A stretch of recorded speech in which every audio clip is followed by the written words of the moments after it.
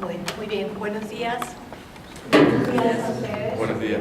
Muchas gracias por haber aceptado venir a la Universidad Nacional, Acompañarnos un par de horas en esta mañana espléndida y en este edificio precioso, patrimonio de esta universidad. Esta conversación se inscribe dentro de un festival que se llama el Festival de Bellas Francesas en América Latina. Es la segunda vez que lo hacemos en la universidad. El año pasado también vinieron 4 escritores a conversar con nosotros acerca de su producción literaria. Este año, digamos, se inscribe especialmente, como decía Iván, en la Semana de la Francofonía. El año pasado estaba sobre todo vinculado a la celebración, como ustedes saben, del año Colombia-Francia. Y la intención es tender puentes entre los escritores franceses y los escritores colombianos, como empaparnos de cuáles son los nuevos rumbos de la literatura francesa. Como ustedes pueden darse cuenta, son 3 escritores jóvenes. Uno podría hablar de una nueva generación de la literatura francesa. Y pues básicamente la intención del día de hoy es que justamente nos aproximemos a su obra. Voy entonces a presentarlos. Nos acompañan Laure Limongy. Ella se mueve entre la ficción, la poesía, la edición, también en la escritura creativa, porque hace parte de un máster en escritura creativa, creo que es la directora. Sí. Y hace, ¿cómo lo llamaríamos? Performance literarias, que eso es algo de lo que quisiera que conversáramos ahora. Y tiene un libro que, uno de sus últimos libros, me llamó a mí muchísimo la atención, porque yo también sufro de migraña. Entonces me interesó mucho, digamos, esa reflexión desde la enfermedad, no como desde la autoficción, sino más bien una reflexión más allá de la propia experiencia o de la propia vivencia migrañosa, digamos. Que eso es, cuando uno sufre de migraña, es como un estado más allá de la realidad. Sí, totalmente. Inmediatamente a mi derecha tenemos a Miguel Bonfoy. Es un escritor de origen chileno-venezolano. Su padre es chileno y su madre venezolana, de Maracaibo. Por eso el acento Claramente. totalmente. Pero ha crecido en Francia y tomó la decisión de escribir en francés, que también esa es otra cosa que quisiera que habláramos. O sea, ¿qué es lo que determina esa decisión cuando es totalmente bilingüe, ¿no? Y cuando generalmente, digamos, la lengua materna es la lengua de la expresión de los sentimientos? Y en alguna parte leí que usted decía que usted pensaba en francés, pero que sus sentimientos eran en español. Sí, claramente. Entonces me pareció que había una contradicción que sería interesante que exploráramos y que comentáramos. Es viajero, además. Sí, completamente una vida de viaje. Una vida de viaje, también supongo por el hecho de que su madre sea diplomática y demás. Eso también determina una aproximación, yo creo que es muy particular con la vida y una relación muy particular con la realidad circundante, ¿no? El hecho de estar cada determinado tiempo, cada 3, cada 4 años moviéndose, volviendo a crear redes, creo que es una experiencia enriquecedora para la vida, también desgarradora en muchos sentidos. Claramente, lo hablaremos con gusto. Muy bien. Y finalmente tenemos a Adrián José, novelista, fundamentalmente cronista, también traductor. Su última novela creo que a todos les va a llamar profundamente la atención. Ojalá la traduzcan prontamente al español, porque su última novela se llama La invención de los cuerpos. Es una novela que parte de un motivo que es el motivo del rizoma, pero es una reflexión sobre la sociedad contemporánea y parte además de un suceso trágico, como fue el asesinato de los 43 estudiantes en Ayotzinapa, en México. Y a partir de ahí su personaje comienza a moverse en un mundo, yo creo que angustiante, ¿no? Porque es además, yo creo que la novela es una suerte de, o sea, esa metáfora del rizoma para explicar el mundo contemporáneo, pero para explicar también un mundo dominado por las redes, dominado por internet, dominado también, yo creo que estamos a punto de ser dominados por la inteligencia artificial, y todo eso genera exaltación más que angustia. Sí, bueno, a mí me produce enorme angustia, pero bueno, justamente este libro viene para intentar contrarrestar esto. Ajá. Intentar cambiar. Y bueno, pues empecemos. Gracias, Primero las damas. ¿Cómo empezamos? Empecemos con Lor, ¿sí?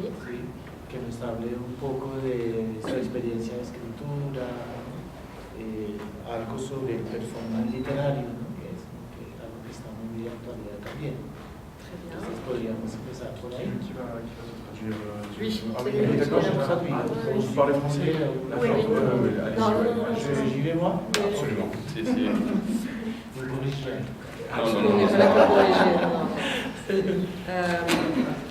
Alors la question est très vaste, hein, évidemment. La Peut-être. pregunta es amplia, sin ninguna duda. Alors on a parlé de jeunes générations d'écriture, mais ça fait beaucoup rire mes étudiants, parce que moi j'ai quand même 10 livres, donc voilà. Donc j'ai pas mal de pratiques de formes différentes. Sí, Alors, que tiene, como ella enseña, quienes estudiantes tienen muchas prácticas de escritura. Bon, je vais peut-être parler de l'écriture de ce livre-là. Y va a hablar en particular de la anomalía de las zonas profundas del cerebro. Plus exactement de la manière dont ça a été écrit. Y sobre todo de la manera como ha sido escrito. Comme on l'a dit dans la présentation, le point de départ, c'est une expérience de migraine. Y como lo dijo María Rosario en la presentación, el punto de partida es la experiencia de las migrañas. Mais une migraine très aiguë, qui s'appelle céphalea nerasmus en espagnol. Pero una migraña muy aguda que se llama cefalea Nerasmus. en Erasmus. el racimo. Mais l'idée, ce n'était pas effectivement de faire un livre qui parle de manière personnelle de cette question. La idea no es hacer un libro autobiográfico que hable de manera personal de ese asunto, Mais plutôt de voir comment une expérience de maladie, finalement, est commune à tous les êtres humains. sino la intención es ver como una enfermedad como esa es común a todos los seres humanos. Puisque c'est cette fragilité, cette faille qui nous réunit tous. Sí, porque es esa fragilidad la que nos reúne a todos. Et donc l'idée, c'était de présenter cela non pas d'une manière doloriste, enfin, dans le pathos, mais au contraire dans la vie, puisque ça fait partie de la vie. La idea no es presentar eso de manera dolorosa o patética, sino en la vida, ¿no? Como corresponde, en relación con la vida. Et par ailleurs, donc pour bien incarner le fait que ça soit quelque chose qui est partagé par tous, il y avait l'idée de raconter plusieurs histoires, plusieurs récits. El hecho de que sea algo compartido por todos da la posibilidad de narrar varias historias. Quand on se met à écrire sur un sujet, je pense que mes camarades seront d'accord, la grande question c'est toujours le thème et la forme. Sí, cuando uno empieza a escribir, y en eso sus colegas estarán de acuerdo, las grandes preguntas son el tema y la forma. C'est-à-dire quelle forme pour quel thème. Sí, ¿qué forma corresponde a tal tema? Parce que l'écriture, ça a l'air d'être quelque chose de très simple. Vous dites à côté d'un peintre, enfin, c'est très simple. Porque la escritura parece algo sencillo, ¿no? Si lo comparamos con un pintor, pero Mais effectivement, justement, c'est extrêmement vaste. Les possibilités sont vraiment très, très, très nombreuses. las posibilidades son muy, muy vastas, numerosas. De sorte que quand vous vous lancez dans l'écriture, vous pouvez vous sentir perdu devant cette vastitude. De manera que cuando ustedes se lanzan en la escritura pueden perderse o sentirse perdidos en esa amplitud. Donc, l'idée à chaque fois, c'est vraiment une fois que vous êtes attiré par un sujet, un thème ou un motif, Sí, la idea es que cuando ustedes se sienten llamados por un tema o un motivo, de trouver la forme exacte qui va vous permettre d'accomplir votre geste personnel à travers ce thème. se trata de encontrar la forma precisa, la que corresponde a ese gesto personal. Et c'est comme pour tous les métiers, pour faire ça, vous avez besoin d'une palette. ¿Sí? Como en todos los trabajos y las artes, para eso se necesita tener una especie de palestra. Alors, je ne sais pas ce que vous étudiez exactement, mais un peintre va avoir des couleurs, un musicien va apprendre la composition. Sí, un pintor tendrá colores, un músico tendrá la composición. Un écrivain, évidemment, c'est tout ce qui a rapport à l'écrit. Donc il va avoir une très vaste bibliothèque. Sí, y el escritor está relacionado con todo lo que tiene que ver con la escritura y pues por supuesto eso se relaciona con una vasta biblioteca. Alors pas seulement, parce que tout peut nourrir l'écriture, évidemment. Ça peut être le chant d'un oiseau qu'on entend là, une série télévisée, beaucoup de choses, mais principalement l'écriture. Sí, todo puede alimentar a la escritura, el canto de los pájaros, un programa de televisión, pero esencialmente es la escritura. Et donc voilà, une fois que le thème est trouvé, l'idée est de chercher, de piocher dans la palette des outils pour vous créer votre propre outil à vous. Ya, una vez que hemos encontrado la idea, después sigue buscar en toda esa palestra y en todas esas posibilidades los medios para plasmar esas ideas. Et votre propre idée, c'est ça qui est important, c'est Sí. votre propre outil. Para plasmar sus propias ideas Et alors de sorte que dans ce livre-là, bon, pour en parler rapidement, il y a une histoire de champignons. para hablar rápidamente de este libro hay una historia de un hongo, ¿no? De un champiñón. Voilà, et je me suis inspirée de la structure des racines du champignon, qu'on appelle le mycélium. Y para eso se inspiró en las raíces de los champiñones que se llaman Mycélium. mycelium. On en revient au rhizome Mycèle. finalement. C'est très proche du rhizome dont parle mon éminent camarade Pierre Strozer. Sí, Peut-être on peut traduire. sí, Voilà, c'est proche du rhizome. está muy próximo a la idea del rizoma que trabaja aquí el compañero, ¿no? Esa especie de raíces y de redes que se permiten. Et donc à partir d'une première histoire, j'ai créé une série de digressions qui vont comme ça alimenter tout le livre.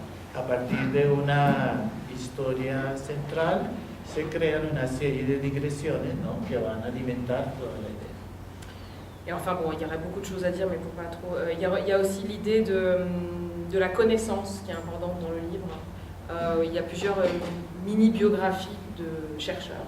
Se podría decir muchas cosas, pero lo más importante en el libro es el conocimiento, ¿no? De una especie de biografía de mini-chercheurs. Non, c'est plutôt des mini-biographies de grands chercheurs. Hay una especie de mini-biografía de grandes investigadores. Voilà.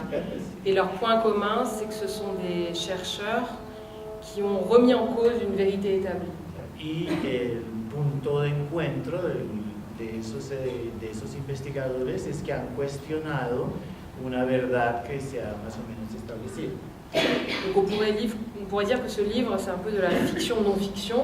C'est un peu entre les deux genres, à la fois le roman et la narrative non-fiction. Este libro es una especie de mezcla entre la ficción y la no ficción. C'est ça. Narrative non-fiction. Narrative non-fiction, enfin, c'est vraiment dans Sí. ce fiction documentaire. Y una especie de ficción documental, ¿no? Que se mueve más o menos entre esos dos ámbitos. Je Je continue là-dessus ou... Ajá. ¿Cómo es la experiencia de trasladar esa vivencia personal, tan personal, tan particular además, porque quien ha sufrido de migraña o quien ha padecido migraña alguna vez se da cuenta de que es un momento en el que pareciera que el tiempo se suspende. Totalmente. Y luego uno comienza paulatinamente a recuperar el entorno y a recuperarse en cierto sentido a sí mismo. Sí, totalmente. Entonces, ¿cómo se traslada esa experiencia vital? ¿Cómo se hace el proceso para convertirlo en un producto literario? Sí. Si la intención, por supuesto, Sí, no sí. es que sea un episodio biográfico o autobiográfico. C'est une question très intéressante, effectivement. Es una pregunta interesante. Comme je l'ai dit, voilà, l'idée c'était pas de faire quelque chose, c'est pas un livre personnel, d'une expérience personnelle, Sí, la idea no era hacer un libro personal o hablar de una experiencia personal, mais effectivement le point de départ l'est quand même. pero el punto de partida es, sin embargo, esa experiencia personal. Donc, je dirais qu'il y a deux éléments en fait. D'une part, Hay dos elementos. vraiment une motivation personnelle. De un lado, una motivación personal. Là je vais beaucoup mieux, mais à l'époque j'étais arrivée à un point où ça allait pas bien du tout. Sí, ahora estoy mejor, pero hubo un momento donde las cosas no iban bien, Parce que je souffrais vraiment beaucoup de cette maladie. porque sufría mucho de esta enfermedad. Et un matin, je me suis réveillée et vraiment, je me suis dit, toi, à la maladie, hein, je parlais à la maladie, toi, je vais te faire cracher du cygne. Je sais pas comment on peut... Bueno, Vraiment, hein.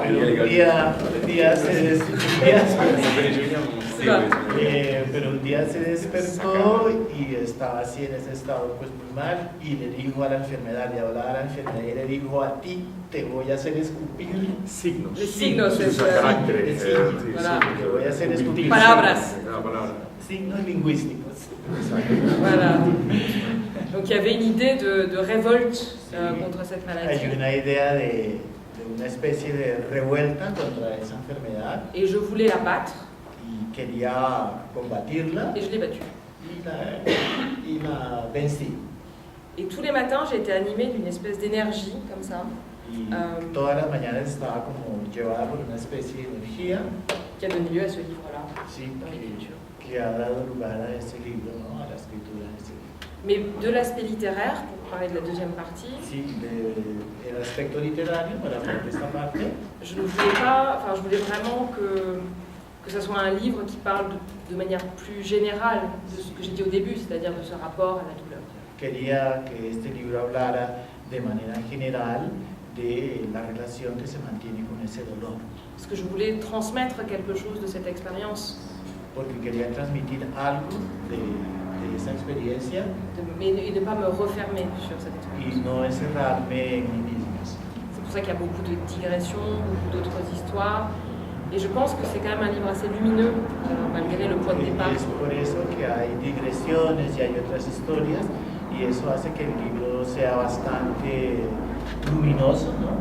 Voilà, comme je le disais Pierre en parlant d'un autre sujet, ça pourrait être angoissant, mais ça ne l'est pas. Ya, como decía Pierre, puede ser angustiante, pero en realidad el libro no lo es. Parce que comme je disais, voilà, la maladie, la mort, Sí, et la vie, c'est bien savoir traverser une existence. porque pues la enfermedad y la muerte, la vida es precisamente saber atravesar esa experiencia de la existencia.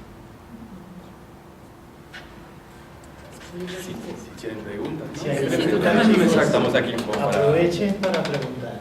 ¿Estudian literatura o estudian Sí. otra cosa? o- Son estudiantes de literatura. Vale, Vale. O sea, que De tenemos- literatura colombiana, latinoamericana, literatura francesa, literatura mundial, hacen escritura. ¿Quieren ustedes presentarse? Yo tengo una pregunta. ¿Sí? Sí. ¿De dónde surgió la decisión de utilizar la forma del hongo para la estructura del libro? Ah, tiene que tocar el tema. Ese es el tema que Ya no hay llegar al marcha rizoma. atrás. Esto aquí no interesante pregunta, porque la respuesta es fascinante. Si, en fait, alors, cette maladie est soignée par l'hôpital. Enfin, disons qu'il n'y a aucun traitement existant aujourd'hui qui soigne la maladie. En realidad esta enfermedad la tratan, pero no hay manera de curarla, ¿no? Voilà. No hay una cura para eso. Tous les médicaments qui sont donnés à l'hôpital servent juste à atténuer la douleur. Sí, todos los medicamentos que dan en los hospitales, en el tratamiento, solamente sirven para calmar un poquito el dolor. Et c'est une maladie en fait qui revient cycliquement au même moment de l'année. Y es una enfermedad que vuelve cíclicamente en la misma época del año, ¿no? De sorte qu'avec les traitements traditionnels, on sait que ça va revenir, on est dans un cercle. De manera que con los tratamientos tradicionales uno sabe que eso va a volver constantemente. Donc à ce moment où j'allais très mal, c'était très fréquent, Y en ese momento, como yo estaba muy mal y era muy frecuente, j'ai entendu parler de traitements alternatifs qui ne sont pas légaux. y escucho hablar entonces de tratamientos alternativos que no son legales, Dont les champignons. y de eso los champiñones. Hongos. Hongos, sí. Champiñones, No sé cuáles champiñones. Ya le vamos a decir. Sí, ya saben Ya cuál, van a ya decir saben cuál. perfectamente. Con toda la posibilidad. Todo está en el libro. Todo eso la posibilidad, sí, está todo escrito, dónde ¿Cómo ahorrarlo, prepararlo? Sí. cómo Ah, prepararlo. ok. Entonces, si hay algunos que ya han ido a Ámsterdam, probablemente los conocen. Sí, nosotros aquí hacemos Sí. torta de champiñones. También Sí, tiene, también. sí, tiene cultivo propio. Donc voilà, c'est le cœur, effectivement, c'est le cœur de l'histoire. Ah, ese es el corazón de la historia. C'est pour ça que je parlais de connaissance. Sí, por eso habla de conocimiento, Parce que finalement, on pourrait se réapproprier cette connaissance-là. porque podríamos apropiarnos de ese conocimiento. Et pourquoi ce n'est pas fait? ¿Y por qué no se ha hecho eso? Quand j'étais soignée par l'hôpital en France, Cuando me curaban, me daban medicamentos en el hospital, en Francia, chaque piqûre coûtait 50 €. cada inyección costaba 50 euros. L'oxygène médical, 400 € par mois. El oxígeno, Médical, sí, 400 €. 400 euros. 400 euros. El seguro médico. Sí, sí. Je pense qu'à l'année, ça devait coûter, je sais pas, 6 000 €. Al año eso debe costar algo así como 6.000 euros. Champignons, 30 € par an. Y los hongos son 32 euros por año. Et la maladie ne revient pas. Y la enfermedad no Más regresa, agradable. ¿no? Voilà. Esa es la C'est-à-dire verdad. qu'en fait, les boîtes, toutes les compagnies pharmaceutiques n'ont aucun intérêt. Sí, entonces el hecho es que las compañías farmacéuticas no les interesa encontrar ese tipo de medicamentos. Les gens malades leur rapportent plus. Sí, la gente enferma les aporta más dinero. Et je pense que c'était aussi, pour moi, une des motivations à écrire ce livre. Y esa es una de las motivaciones para escribir ese Parce que libro. j'ai dit ça à l'intérieur. Está todo explicado ahí. Si.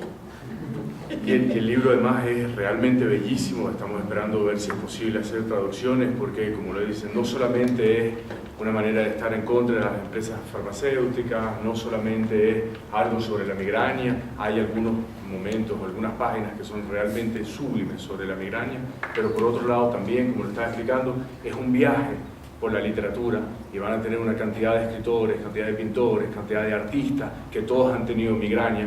Julio César era, por ejemplo, un hombre que tenía migraña, ¿sí? Y sin embargo eso no le impidió de conquistar Galicia, ¿sí? Así que ya ven que de alguna manera es como un viaje donde que vas del Imperio Romano, donde vas a la escritura. Recuerdo a Flaubert, así que también está ahí, recuerdo a Maupassant, que también hace algunas citas.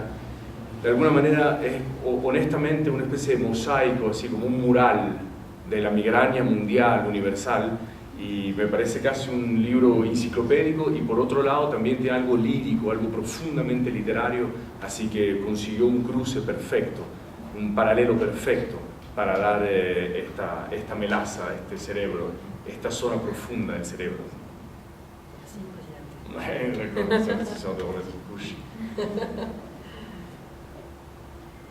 Que esto naturalmente sea un encuentro literario, o sea, la idea del encuentro es que nosotros estamos conociéndonos todos juntos, ¿no? La idea es que sea una conversación, nosotros venimos de muy lejos y cruzamos muchos kilómetros para estar aquí, especialmente enfrente de ustedes, así que naturalmente podemos hacer una pequeña introducción, ya que nadie se conoce y todo el cuento, pero quizás ustedes tienen preguntas y podemos simplemente conocernos. Sí.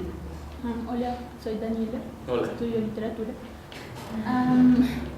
Yo quería preguntar, ya que mencionas que es una especie de mosaico y que dices que la forma de la novela es una especie de hongo, como no hemos leído la novela, ¿cómo se relacionan esas imágenes digamos, en la estructura de la novela y cómo se configuran esas voces para crear un mosaico?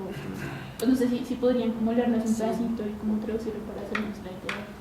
Alors, je vais essayer de résumer parce que comme on est trois, sinon ça va prendre trop de temps. Voy a tratar de resumir, pues como son tres, toma mucho tiempo. Parce que hélas, nous n'avons pas toute la journée à passer ensemble. Y no tenemos todo el día. En fait, moi alors déjà, ce que je dois dire, c'est que ce que je vais préciser, c'est que c'est assez difficile de faire ce genre de structure, effectivement. Sí, debe reconocer que es muy difícil conseguir ese tipo de estructura. Parce que justement, il faut que le mélange des digressions fonctionne. Porque debe hacer que la mezcla de digresiones funcione.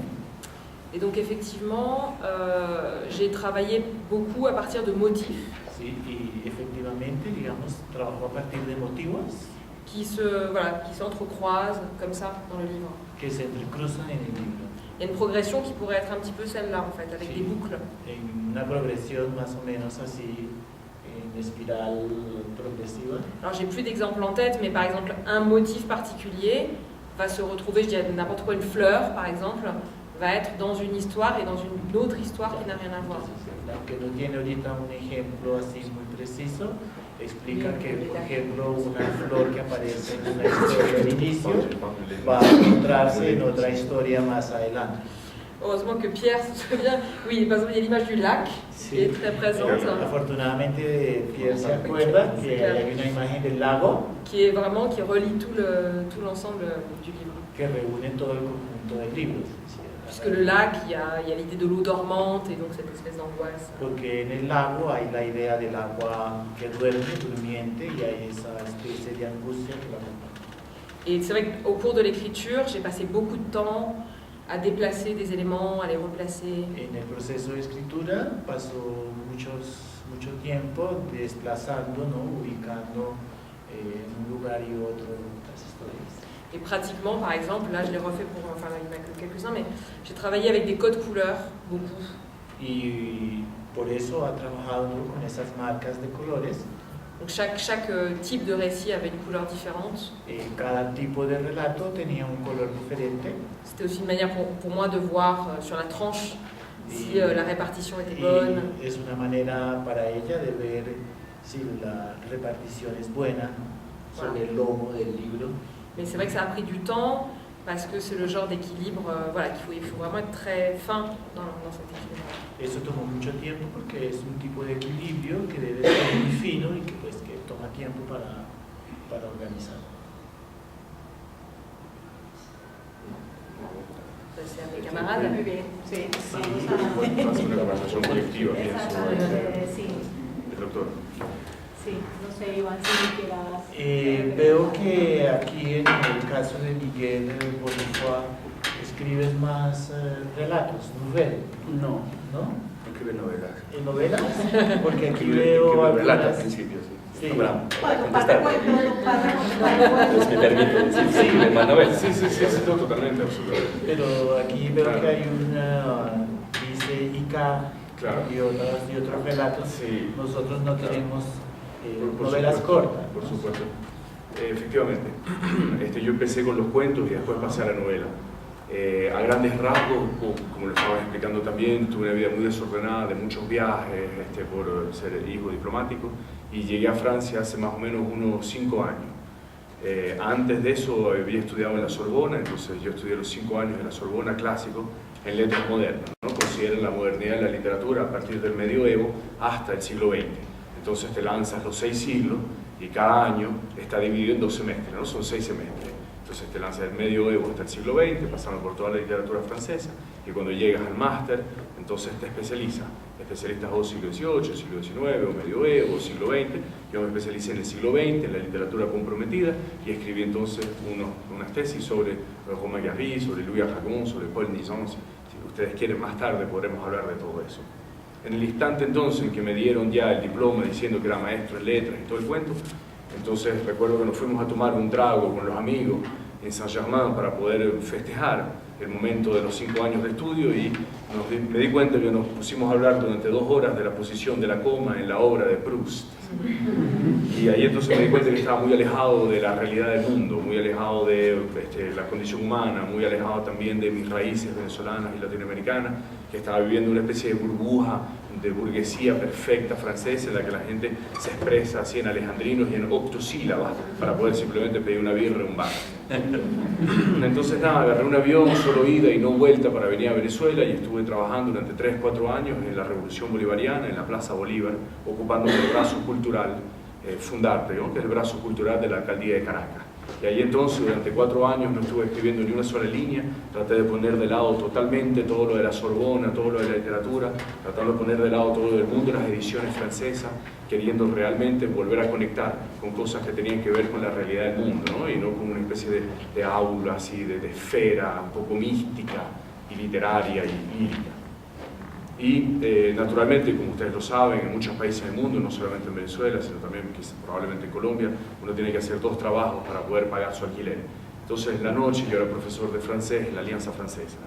Y recuerdo que una noche salgo de la Alianza Francesa, después de mi clase, y había una ficha donde estaba escrito: si usted tiene entre 14 y 27 años y le gusta la escritura, mande un cuento al premio del joven escritor en Francia, ¿no?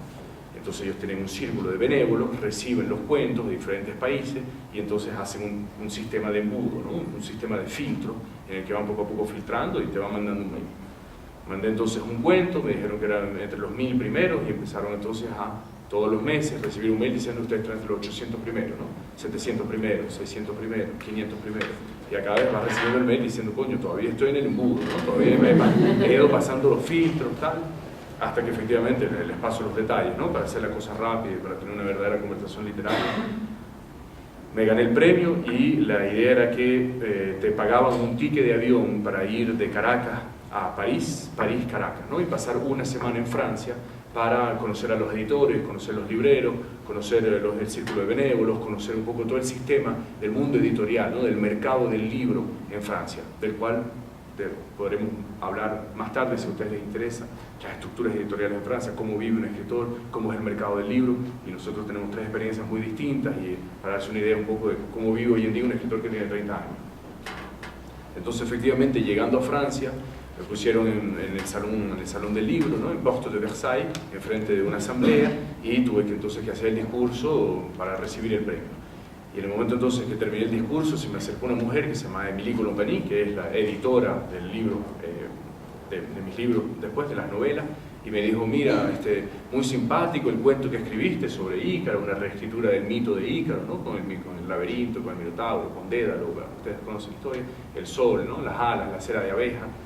Y efectivamente muy lindo tu cuento, etc. Sin embargo, tendrías una novela bajo el brazo, porque nosotros aquí en Francia, no sé por qué, tienen como el género bastardo, es el cuento, y el género noble es la novela, ¿no? Un poco como la diferencia entre el ping-pong y el tenis, así como la zarzuela y la ópera. El mundo literario y editorial colombiano es lo mismo. Increíble. Y sin embargo, hay en América Latina casi no se publican cuentos. No se publican cuentos, y sin embargo nosotros aquí en América Latina tenemos una tradición de cuentistas que es extraordinaria, los mejores de México, pero los mejores del mundo. Digamos, pero hay una especie de... una jerarquía literaria en la que consideran que si realmente escribiste una novela, entonces desarrollaste bien el personaje, ¿no? Sí. Caracterizaste bien la escena, pudiste realmente tocar un tema profundo y dar una verdadera explicación de un tema clásico. Pero si lo haces en un cuento, naturalmente, por una cuestión de página, de tinta, no tiene suficiente espacio, no tiene suficiente terreno, no tiene suficiente cancha como para poder desarrollar algo. Cuando No siempre ha sido así, ¿eh? Y exactamente, no siempre ha sido así, o sea, menos En mal. Estados Unidos, Francia, Y en Francia. años y años, un territorio muy noble también, Totalmente. donde todos los grandes se desarrollaron. ¿No es? Absolutamente, bravo. Maupassant, por ejemplo, escribió toda su obra haciendo cuentos, y sin embargo, todos los grandes. Chekhov, absolutamente, y desarrollaron probablemente en sus cuentos de manera mucho más profunda la condición humana que otros escritores, que tendría la elegancia de no decir el nombre, que en cantidades de novelas no han podido tocar ni un solo milímetro. Bueno, Todo esto para decirle efectivamente entonces que me dijo, ¿tienes una novela bajo el brazo?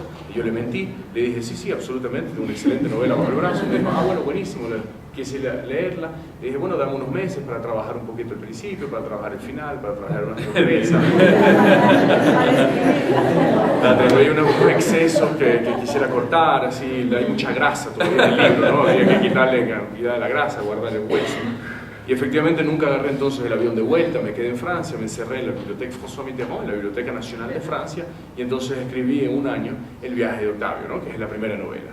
Y a partir de ahí se creó entonces todo un sistema de bola de nieve, ¿no? En la que vas firmando contratos y en la que vas poco a poco trabajando. Fue interesante también poder descubrir de que hay un trabajo con los editores, es decir, que no es solamente que el escritor que está sentado en su torre de marfil, de repente recibe una inspiración, escribe un libro, lo manda al editor, el editor dice, esto es absolutamente fascinante, nunca he leído algo tan increíble, y te lo publica así sin tocarlo, ¿no? Y aparece entonces un libro y después te hacen hacer unas giras en América Latina. No, o sea, son centenares de personas que están alrededor del libro, como alrededor de una película, como alrededor de tantas cosas, para poder realmente llegar a este producto.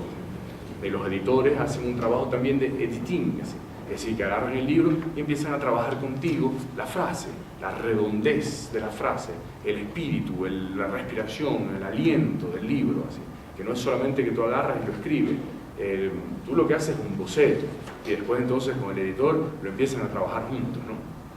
Entonces, efectivamente, recuerdo, para darles un ejemplo preciso, recuerdo algo que me había bastante impresionado, y es que cuando te das cuenta que conociendo el mercado del libro y conociendo los editores, también terminas aprendiendo a escribir.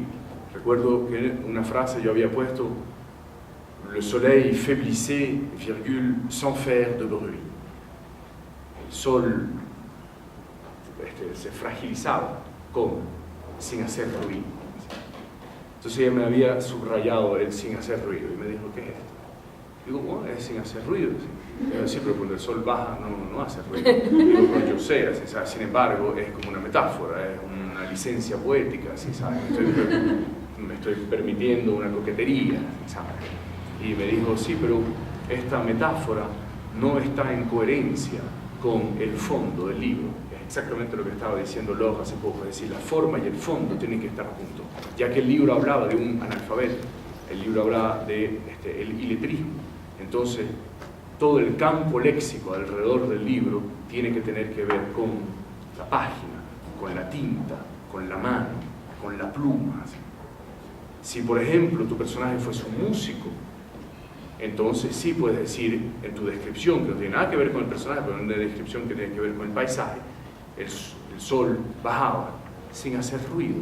Y tú dices, perfecto, estamos en el mundo de la música, estamos en el mundo del ruido, del silencio, ya que tus personajes estamos hablando de eso.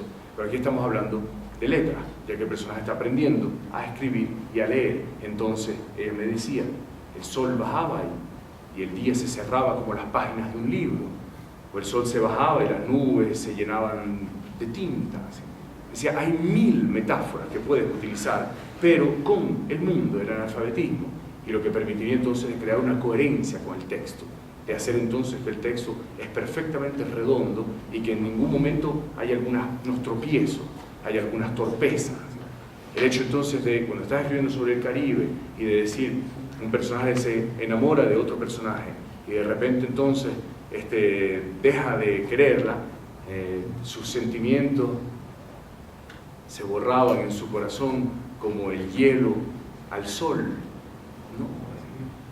No hay nieve en el Caribe, así. Entonces los personajes y los sentimientos de los personajes no pueden tener metáfora con el mundo de la nieve, así. El personaje era grande y fuerte como la muralla de China. ¿Qué hace China en el Caribe? Así, ¿sabes?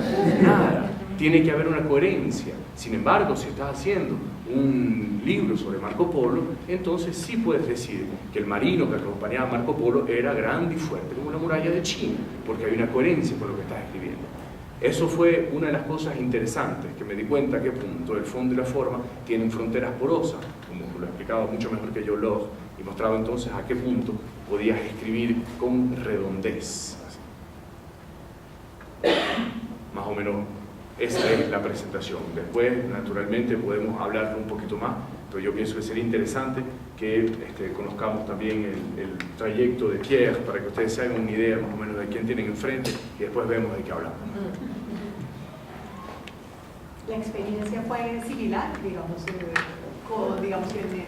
en los vínculos con el mundo editorial. ¿Cómo fueron los comienzos para publicar? Porque eso es, en Colombia, siempre muy difícil. Sí. Pues ¿cómo fue? Yo siempre quise hacer esto, eso sí. Luego me di cuenta que la prioridad era vivir. Entre la prioridad yo estudié y a los 20 años, en vez de hacer como hacían algunos de mis amigos que van a estudiar más, pues me fui con un amigo y dimos la vuelta al mundo con un par de libros en la mochila. Y cuando volví me acuerdo muy bien, me miré en el espejo y dije, bueno, igual ahora quizás puedas escribir algo, pero ya veremos. Pero de momento eres muy malo, pero bueno, has vivido algo por eso por lo menos. Y entonces de ahí, bueno, empecé a trabajar, fui profe, fui librero, fui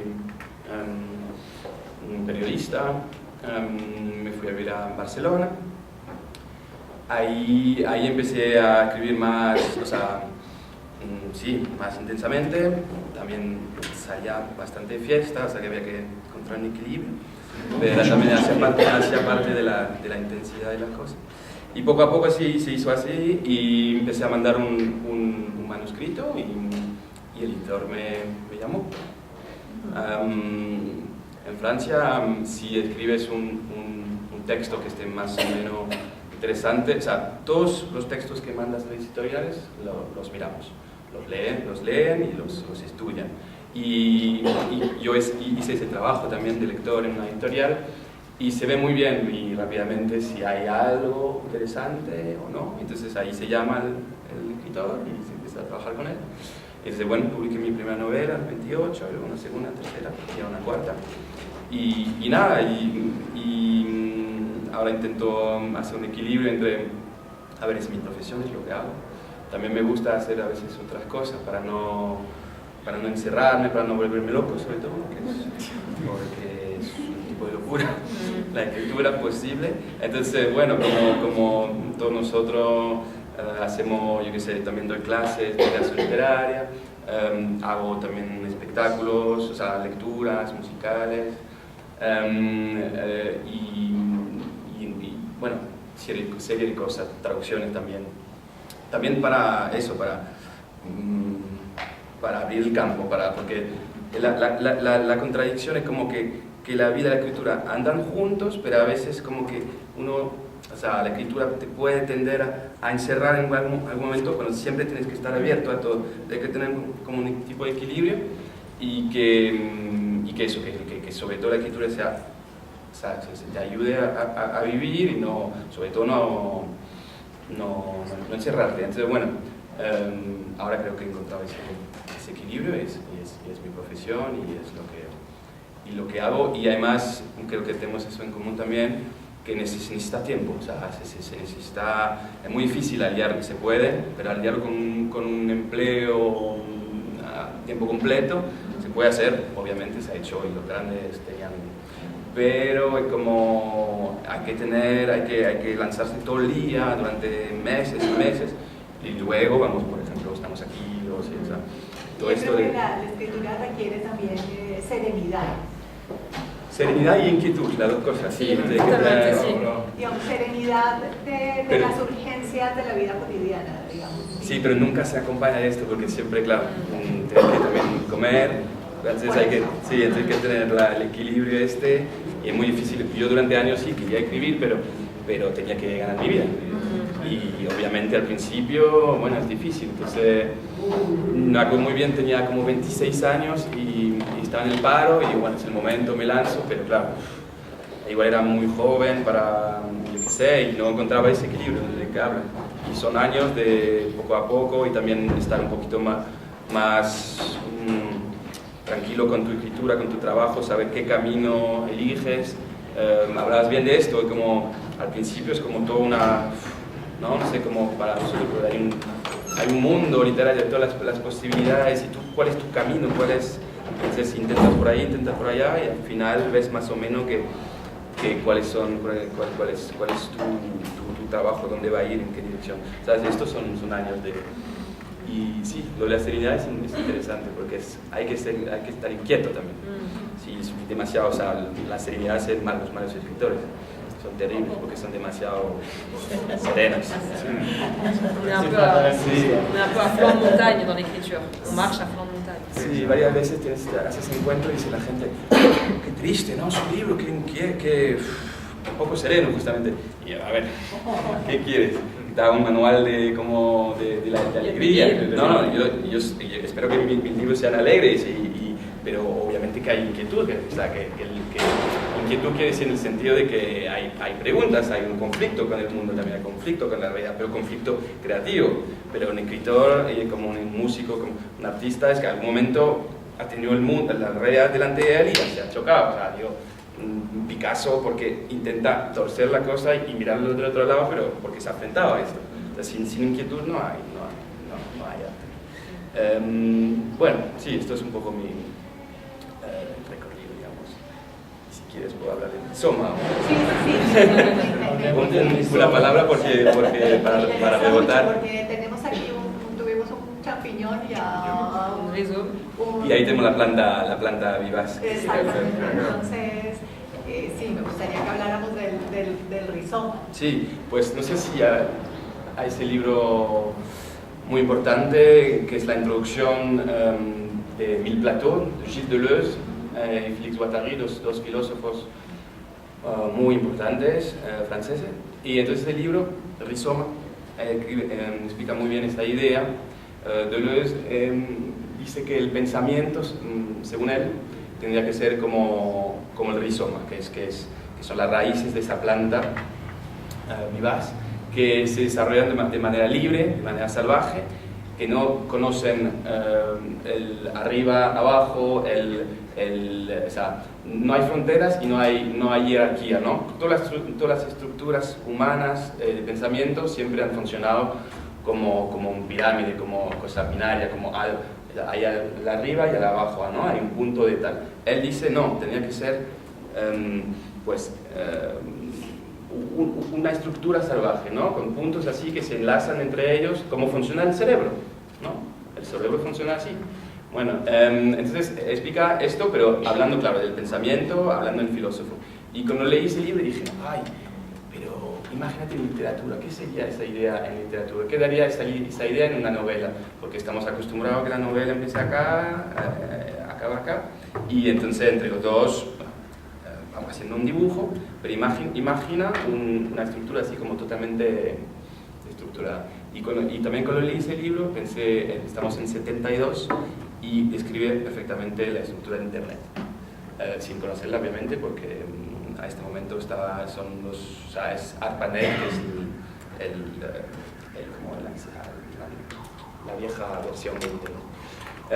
Y entonces estas dos ideas de cómo escribir una novela que sea así, como, ¿no? Con una estructura así más o menos libre y un poco aleatoria de alguna manera, y cómo hablar de Internet, de las dos cosas, eso es fundamental, que la forma, la estructura, la organización de una novela y el fondo andan juntos.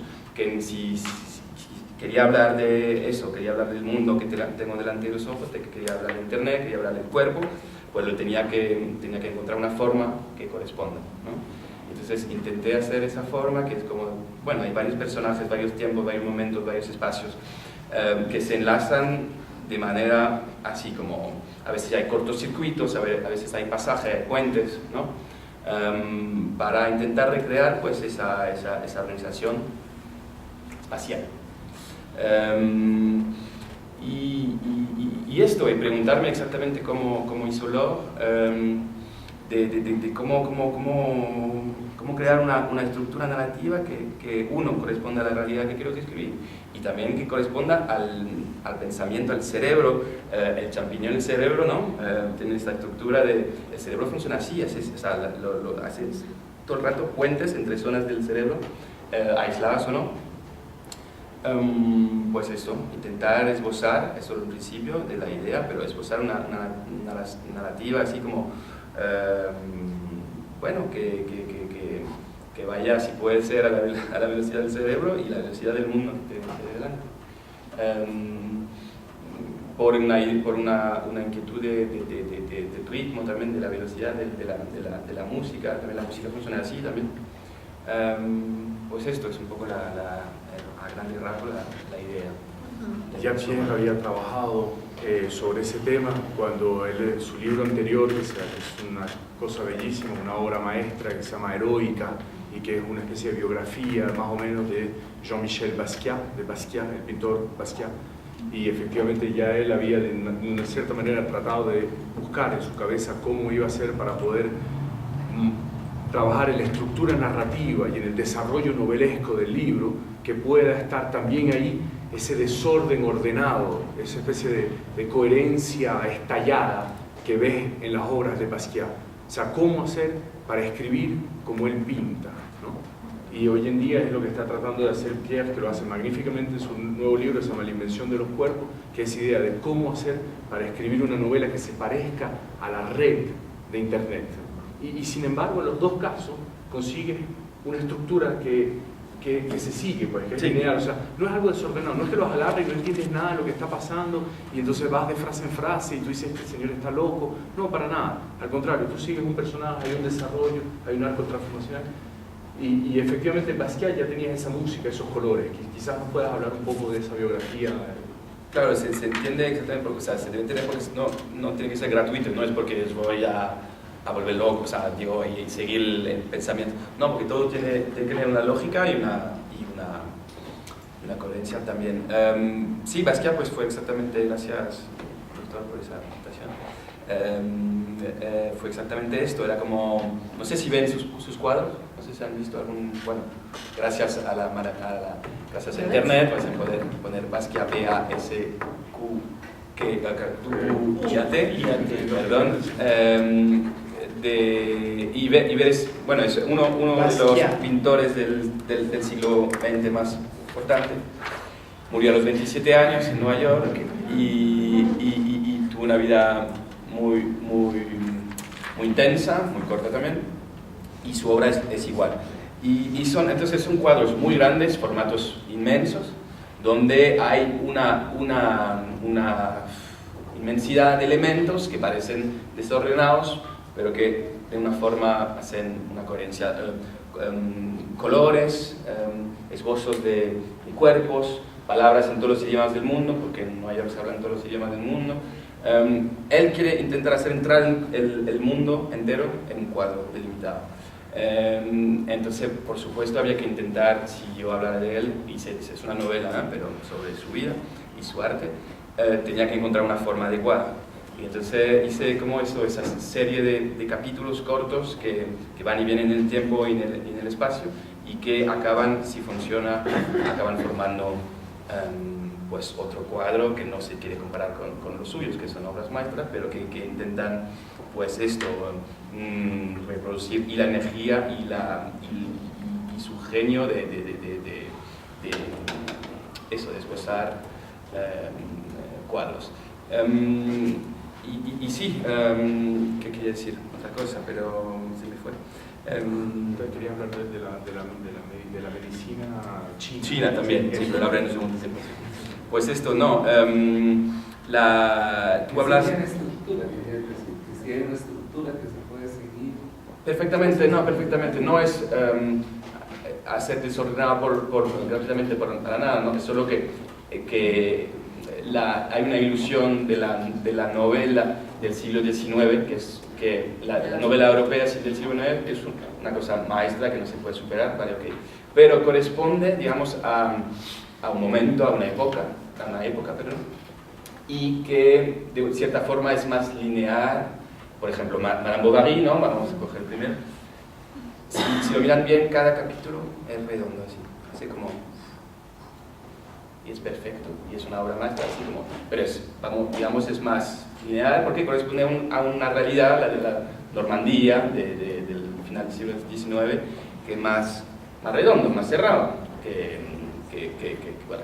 Y entonces hemos pensado que ese género, que esa manera de escribir novela, por lo menos en Europa, pues será insuperable y que la tengamos que seguir. En realidad es una ilusión porque cada momento, cada época cree su manera de... su género, su manera de construir una novela, de construir un cuadro, una sinfonía, ¿no?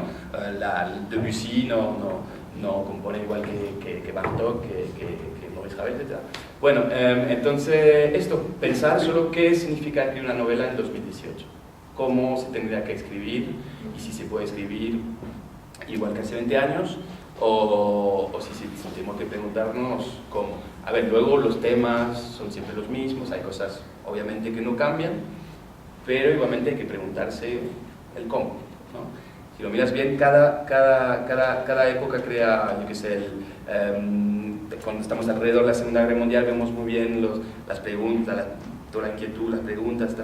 Entonces las preguntas que tenemos ahora nos deben quizás llevar a escribir de otra manera. Es mi pregunta. Exactamente lo que dice Pierre, esa idea de, y a mí me parece que Lope y que Pierre tienen un trabajo que es totalmente en correspondencia con su época y están tratando de alguna manera no de copiar su realidad, sino de expresarla, ¿no? Por los laberintos, por los caminos del arte.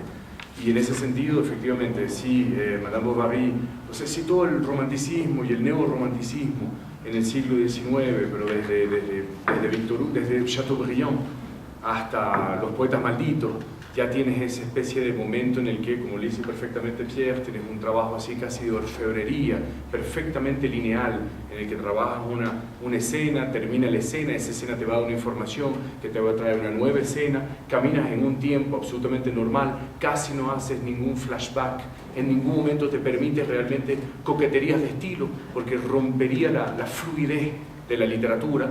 Además que esto está, ellos a menudo, por ejemplo Dumas o por ejemplo Flaubert o por ejemplo Balzac, eran personas que publicaban en revistas, entonces publicaban capítulos en cada revista, entonces cada capítulo como una serie tenía que de alguna manera traer un nuevo elemento para que tú digas, puño, tengo ganas de saber qué es lo que va a pasar en la historia, si la muchacha se va a morir o no, entonces en la próxima revista tenías la información, entonces tenías que trabajar de manera bastante lineal para poder seguirlo así, ¿no? Y de repente aparece, por ejemplo, la Primera Guerra Mundial. Apareciendo la Primera Guerra Mundial, que fue una carnicería, entonces ahí tenía a un joven enfermero que lo llevaron a una trinchera francesa para ocuparse de los cuerpos de la guerra, y ese joven enfermero se llamaba Louis Aragon. Tenía 20 años ocupándose en la trinchera francesa. Y no sabía que iba a ser probablemente uno de los escritores más grandes del siglo XX francés, sino simplemente él estaba ahí porque él estaba encerrado en un siglo sangriento y entonces se estaba ocupando de lo que tenía que ocuparse.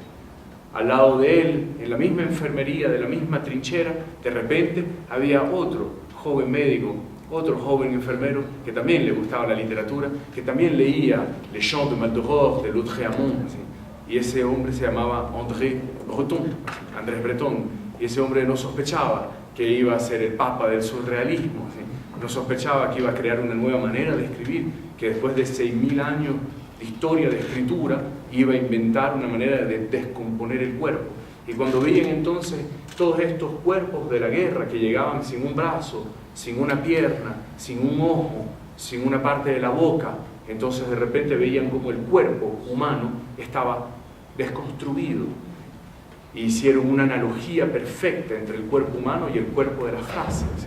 Entonces empezar a romper la frase, empezar a desconstruir la frase, empezar a mostrar cómo la literatura, la poesía que estaba en el momento de la Primera Guerra Mundial, para poder hablar de la Primera Guerra Mundial, para poder hablar de la condición humana en el momento del 14-18, tenía que ser en una forma que se parecía a su época. Si no se parecía a su época, entonces era anacrónico. Y si es anacrónico, entonces no participa de alguna manera, no contribuye al patrimonio de ciertos momentos. Y entonces nace el surrealismo, nace el dadaísmo, y ahí aparece una nueva manera de escribir. Y curiosamente, ahí aparece el cubismo, ¿sí? Y ahí aparece Picasso, y ahí aparece Dalí, que ellos también están rompiendo con las formas de Ingres, ¿sí? Con las formas de Delacroix, con las formas de Géricault. Entonces ya ven cómo de alguna manera, y como lo dice la Segunda Guerra Mundial, aparecen las grandes preguntas, no solamente de la Segunda Guerra Mundial, pero también de la Guerra Fría, en la que estamos en un mundo dividido en dos.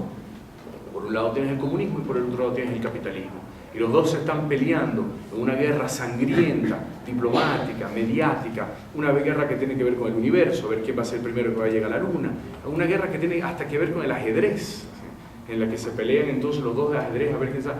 El mundo estaba en una tercera guerra mundial, que fue la Guerra Fría, entonces naturalmente la literatura volvió a algo un poco más clásico para poder ser literatura comprometida y tratar de ver cómo podía pasar por los filtros de la política sin usar un lenguaje panfletario, sino al contrario, tratar de crear personajes, crear escenas, y ahí aparece Malraux con la condición humana, ahí aparece entonces L'Espoir, ahí aparece por ejemplo Romain Gary, ahí aparecen Sartre y Camus, así. Y cada uno intenta como puede de dar una imagen de su época en su literatura. En ese sentido me parece que es fascinante de alguna manera el trabajo que hacen ellos dos, ya que están entendiendo de que hubo una revolución gigantesca que nosotros vivimos, que fue la revolución informática, fue la revolución de Internet. Yo creo que no nos damos cuenta de que hoy en día esta revolución fue tan importante como la revolución industrial, o como la revolución francesa, o como el descubrimiento del fuego, así sabe. O sea, hay un antes y después Internet, ¿no? Hay un antes y después la informática. Entonces, de alguna manera, la literatura tiene que apoyarse en esa revolución y tiene que ser testigo de su época. Por ejemplo, tres ejemplos para hablar de esto, para mí los tres autores contemporáneos más importantes, que pueden ser Don DeLillo, David Foster Wallace y Roberto Bolaño, las conozco. Pues los tres, si miras bien, hacen una literatura muy distinta, pero que en los tres casos es como un laberinto. Ya no hay cosas lineales y hay una multiplicación de las voces, multiplicación de los puntos de vista.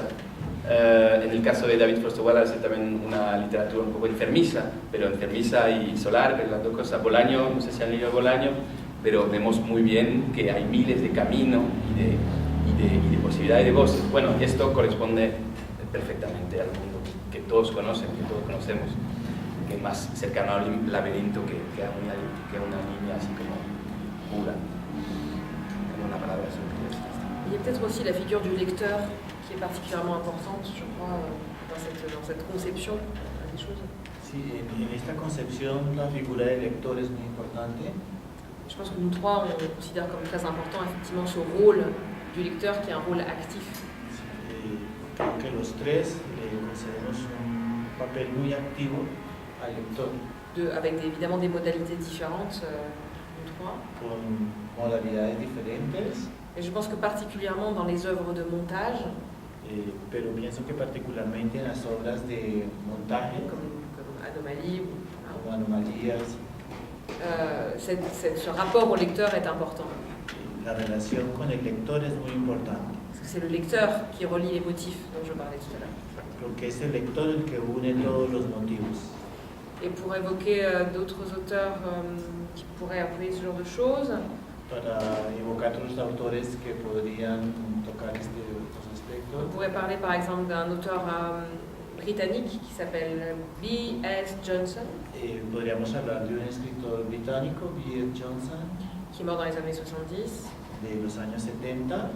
Et qui faisait des romans avec à chaque fois des formes très différentes. Que escribía novelas cada vez de formas distintas, diferentes. Par exemple, alors je vais donner juste deux exemples, le livre qui s'appelle Les Malchanceux.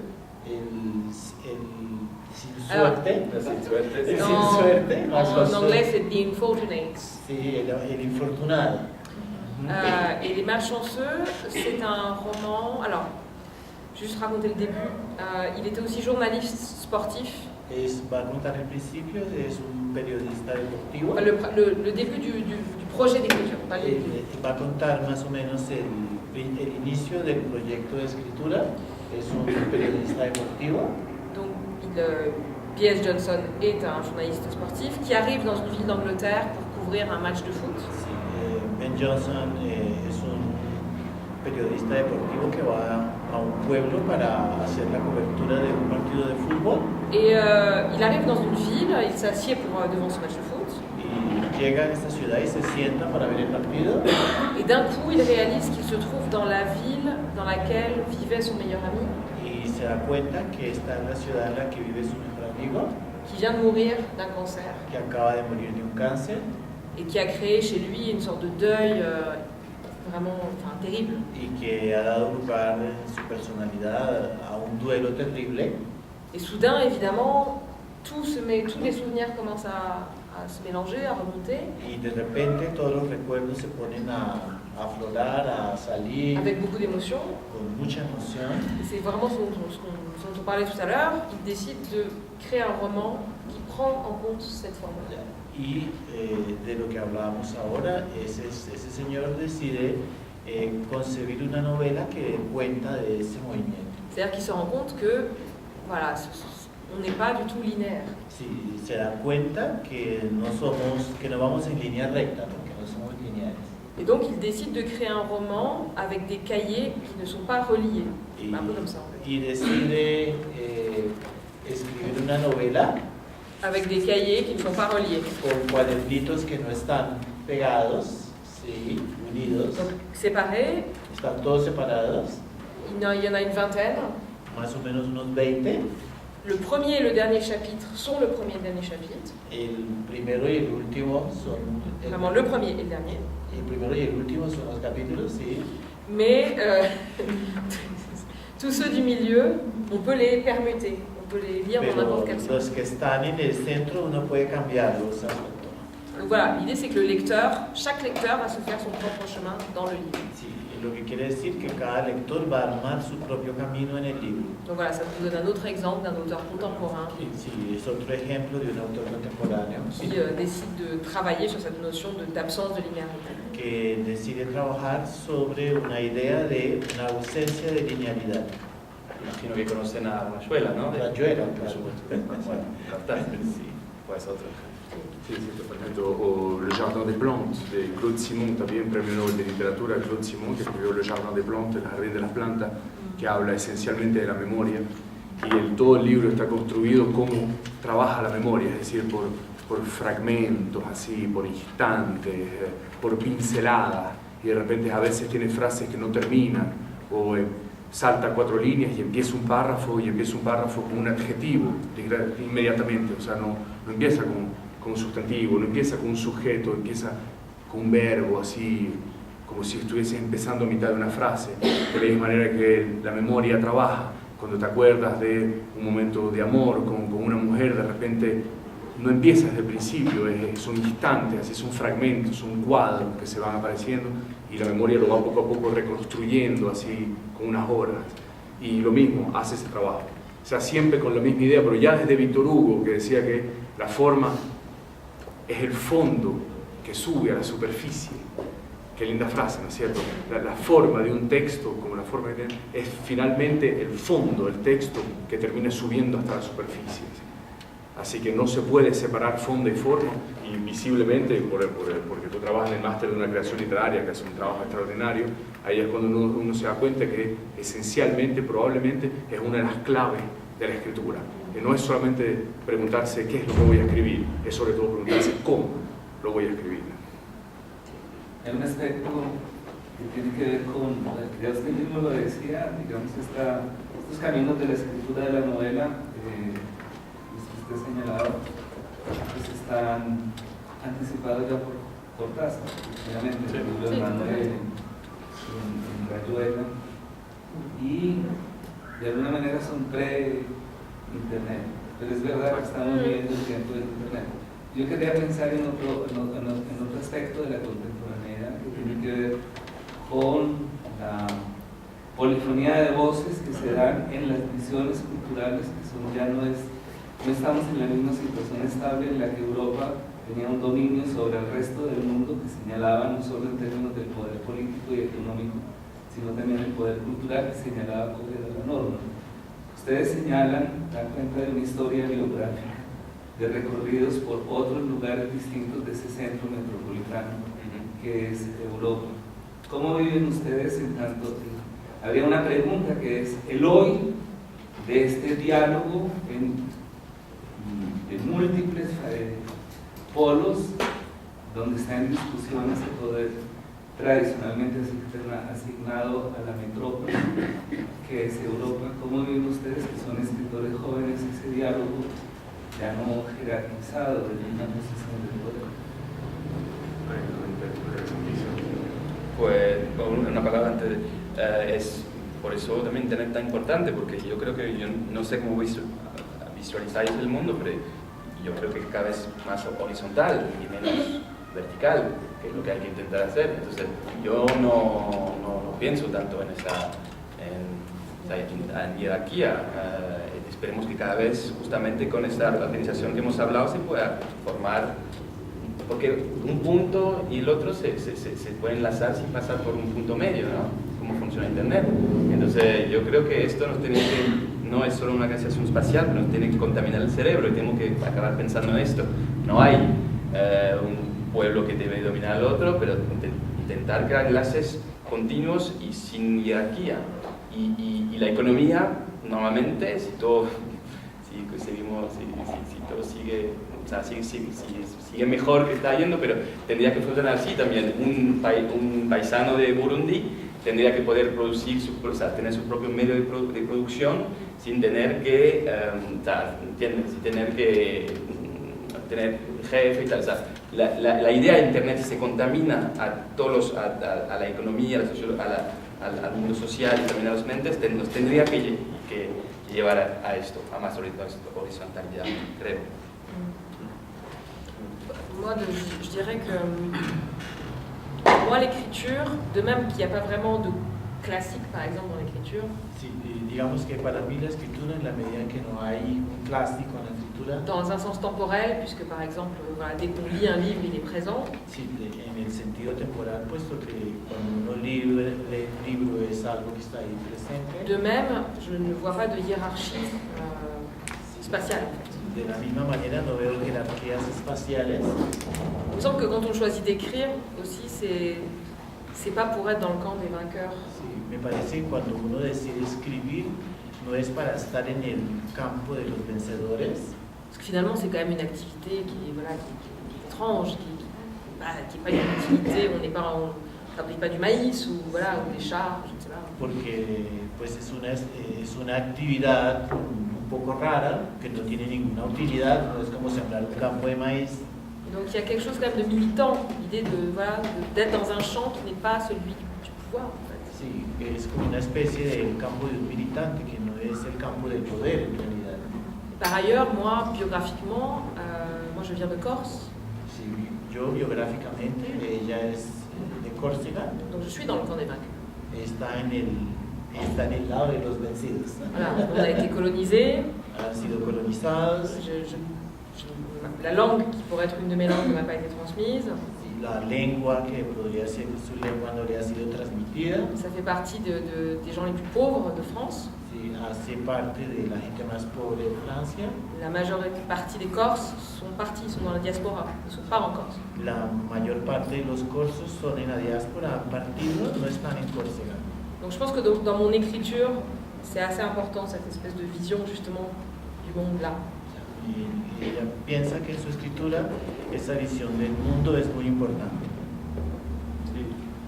Sí, interesantísimo. Me hace pensar también en todo el tema de la francofonía o todo el tema de esto de las lenguas que fueron como colonizadas y que después fueron ramificadas, bueno, típicamente, naturalmente, como América Latina, en la que el botín de guerra más importante que nos dejaron los españoles fue probablemente la lengua, desgraciadamente borrando todas las lenguas anteriores, pero dejando esta lengua común. Y dejando esta lengua entonces fue como una semilla que dejaron en una tierra y a partir de ahí entonces se fue ramificando, se fue creando un árbol, se fueron haciendo frutos y cuando Rubén Darío escribió Azul, tenías los profesores eméritos de las grandes cátedras de universidades en España que leían Rubén Darío y que decían: estoy descubriendo, redescubriendo mi propia lengua. De repente entonces pasó lo mismo en Francia con las colonias francesas, y cuando el francés llegó entonces a las colonias africanas y entonces se puso el francés en África, de repente aparecieron gente como Léopold Sédar Senghor, aparecieron de Aimé Césaire, de Damas, de Diop, que le dieron a esa lengua francesa que estaba llena de polvo, que estaba llena de catedrales, llena de fuentes, así, llena de una especie de vieja estructura que huele a queso y a vino, así.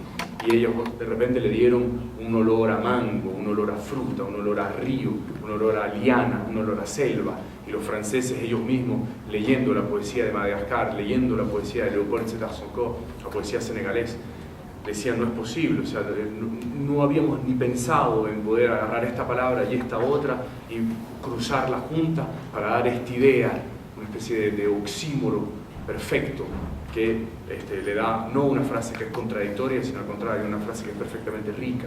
En eso de la francofonía o en eso de los hispanohablantes, de repente nos dimos cuenta a qué punto la lengua había sido un instrumento para que las fronteras se vayan cayendo, para que los muros se vayan cayendo, para que justamente no tener el problema de la Torre de Babel, sino de poder mostrar de que un senegalés, de que un boliviano, de que un surafricano puede utilizar la lengua del Colón, de que un surafricano puede utilizar el inglés y entonces devolverle a Inglaterra libros y obras de teatro que Inglaterra ni sospechaba que no hubiese podido hacer si no hubiesen hecho ese viaje.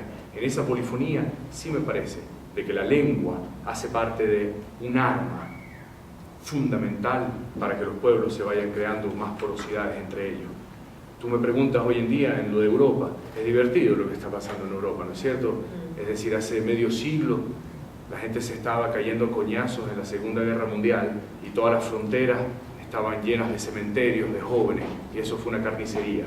Después entonces crearon la Unión Europea, que fue probablemente de los más lindos momentos de la historia en la que todos los pueblos decidieron apretarse la mano. Quizás en parte es lo que ha pasado con el ALBA, es lo que ha pasado con el Mercosur, aunque son cosas que tienen más que ver con la economía de mercado, pero sin embargo está la idea de crear comunidades de los pueblos, no colectividades. Lo mismo pasó con la moneda, crear una misma moneda. En América Latina nosotros no tenemos la misma moneda, pero tenemos la misma lengua, y eso no es nada. Y de repente entonces en este nuevo siglo aparecen Brexit, aparece entonces Inglaterra que decide elevar sus muros, así. Aparece la Cataluña que decide también de aislarse un poquito, y es divertido darse cuenta cómo en cada época siempre hay situaciones contradictorias. Uno no puede decir, menos mal, vivimos en una época que es así, así, y tiene este color y este perfume. No, porque conseguirás un ejemplo que es un contraejemplo, y ese contraejemplo te mostrará que al contrario, estamos en una época en la que estamos elevando muros, en la que estamos tratando de crear nuevas monedas nacionales, regionalistas, y que estamos creando y cultivando patriotismos de fronteras. Entonces te das cuenta como en todas las épocas hay contradicciones, pero la contradicción uno no le tiene que tener miedo a la contradicción. Donde hay contradicción, como en el corazón de un ser humano, somos todos animales de contradicción, donde hay contradicción hay relato.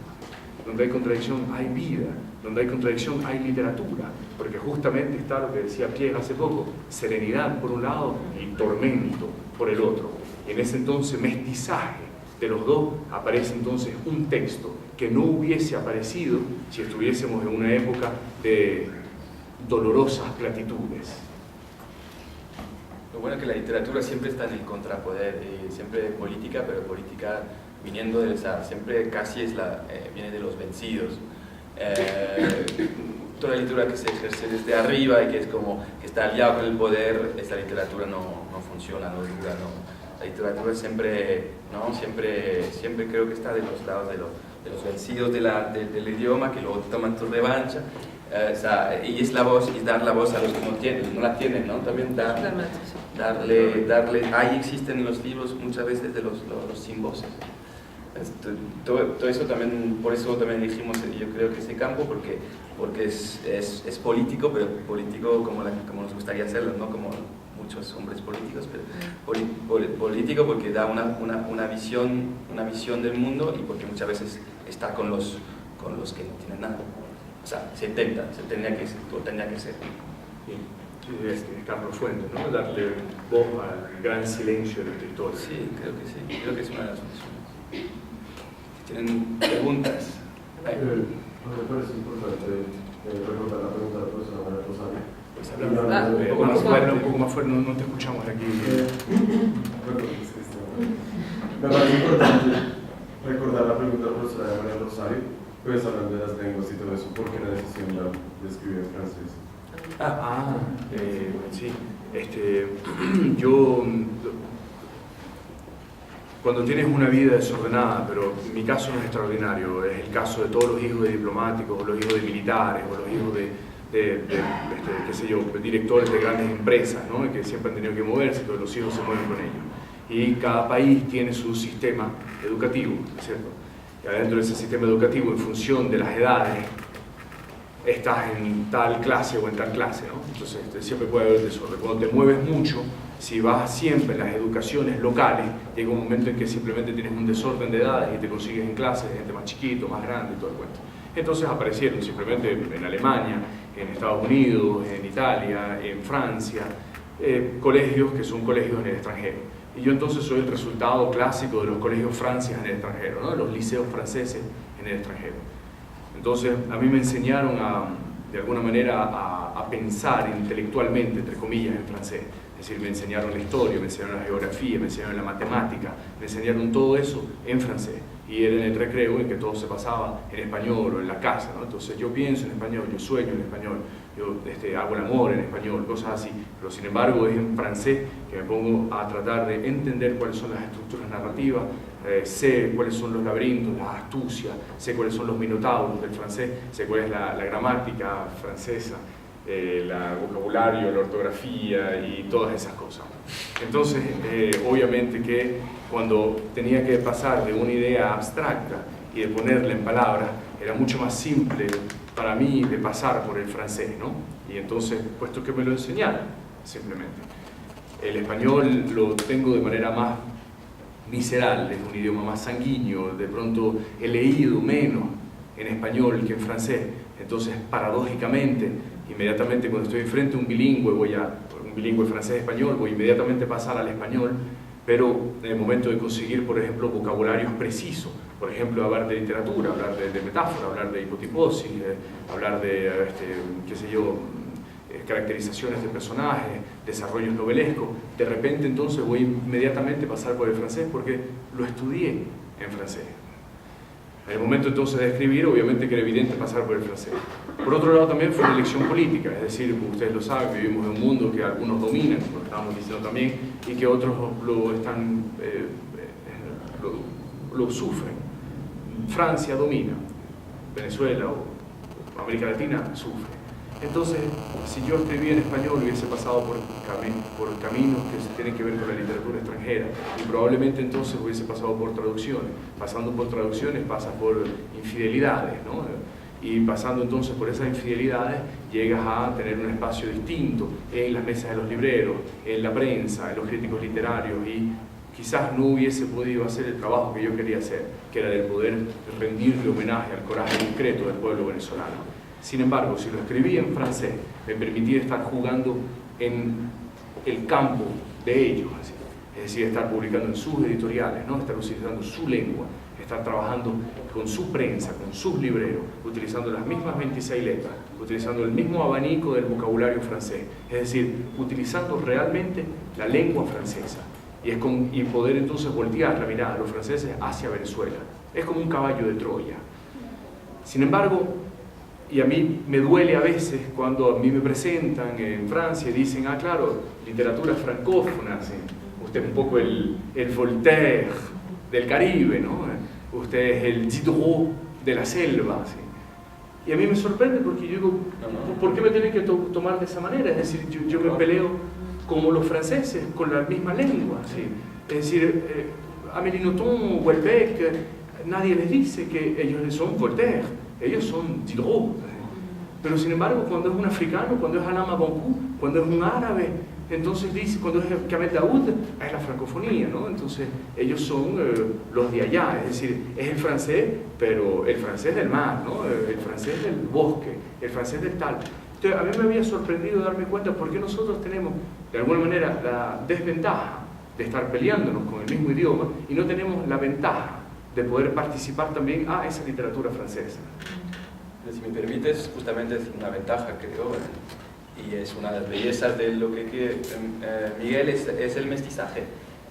escribir solo con un idioma, pues andas con un pie, pero tú escribes con 2 o 3, con varias historias, y entonces ahí se mezclan, se oyen en francés otros ríos, y entonces ahí se abre hasta nuevas musicalidades, nuevos campos, y siempre ha sido así. Beckett, ¿por qué Beckett es tan grande? Porque viene del inglés y escribe en francés, y no escribe en francés como se tendría que escribir en ese momento, porque tuerce la frase, porque le da la vuelta, y se oye, si me permites, en tus libros, se oye esa musicalidad que viene de otro lado también. No quiere decir que no, justamente lo que te dicen es como un tipo de postcolonialismo terrible, pero no, para nada, todos escribimos desde otro lado, con otras, yo intento escribir, y tú con la música, que también, con otro idioma, hacia otro idioma, todos hacemos esto, y esto es lo que hace Miguel. Entonces, escribir en francés también con o contra, o da igual el adjetivo, pero el español también le añade 1000 cosas. Entonces siempre se ha sido así, cuando miras la historia de literatura siempre. Y bueno, es muy importante, claramente, no tienes razón, y me hace pensar también en Émile Cioran, ¿sí? Que viene del rumano, y que cuando escribe en francés lo escribe de manera alucinante. No escriben como se tendría, que escribir. Claro, Ionesco, Kundera, Nabokov, así, ¿saben? Que vienen en francés y que vienen de otras lenguas. El inglés americano de Nabokov es de una belleza, pero también por su extrañez a veces, o por su fuerza que viene de fuera. Si viene de fuera hacia, eres más fuerte que si viene de dentro. Et d'un point de vue académique, Desde un punto de vista académico, il me semble important en France d'ouvrir de plus en plus à la francophonie. me parece en Francia muy importante abrirnos hacia la francofonía, C'est vrai qu'on a tendance à compartimenter en littérature française. porque tendemos a separar, ¿no?, la literatura francesa. Et moi, travaillant dans un master avec de jeunes créateurs en création littéraire, Y yo que trabajo con unos jóvenes en el máster de creación literaria, je me rends compte que cette vision compartimentée géographique est obsolète. me doy cuenta que esa división geográfica así tan dividida es obsoleta. Parce que de plus en plus de jeunes créateurs intègrent d'autres langues, d'autres cultures dans leur écriture. Porque cada vez más los jóvenes se integran otras culturas y otras lenguas en su escritura. Me hace pensar en una pequeña anécdota que les cuento, y después, no sé si algunos que se tienen que ir, no me doy cuenta de la hora, y si ustedes tienen hambre y están cansados, les agradecemos por su generosidad, por su participación. Así, hay un sombrero que vamos a dejar ahí en la puerta. Cuando yo escribí, por ejemplo, la primera novela en francés, entonces obviamente que lo estaba pensando, como dice Pierre, desde otro acuario, ¿no? Viendo el acuario del francés desde mi acuario venezolano. Entonces, naturalmente, hay algunas precisiones, algunos regionalismos que uno tiene en mente, entonces lo decides pasar por la lengua. Por ejemplo, en Venezuela, y no sé si se dice de hecho en Colombia, uno dice para llegar a su casa, en vez de agarrar un camino directo, pasar por caminos verdes, es decir, pasar por caminos que son un poquito alternativos, digamos. Eso también puede ser una conversación, ¿no? En vez de decirle directamente a tal persona algo, decides pasar por caminos verdes. Viene de la época en que los colombianos, fíjate, pasaban a Venezuela no por la frontera, sino por la sierra. Entonces pasaban por los caminos verdes.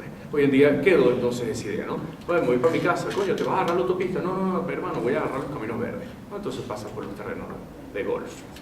Entonces por ahí aparecieron los caminos verdes. Entonces en el libro, pensándolo en español y escribiéndolo en francés, pongo Octavio pasa par des chemins verts pour rentrer chez lui. Octavio pasó por caminos verdes para llegar a su casa.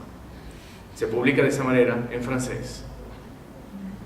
La editora venezolana decide entonces de agarrar el libro, de traducirlo. Como ella es venezolana y que entiende caminos verdes, ya que es una expresión que es lexicalizada en Venezuela, recibe chemin vert, lo traduce por caminos verdes y escribe entonces la traducción: Octavio pasó por los caminos verdes para llegar a su casa.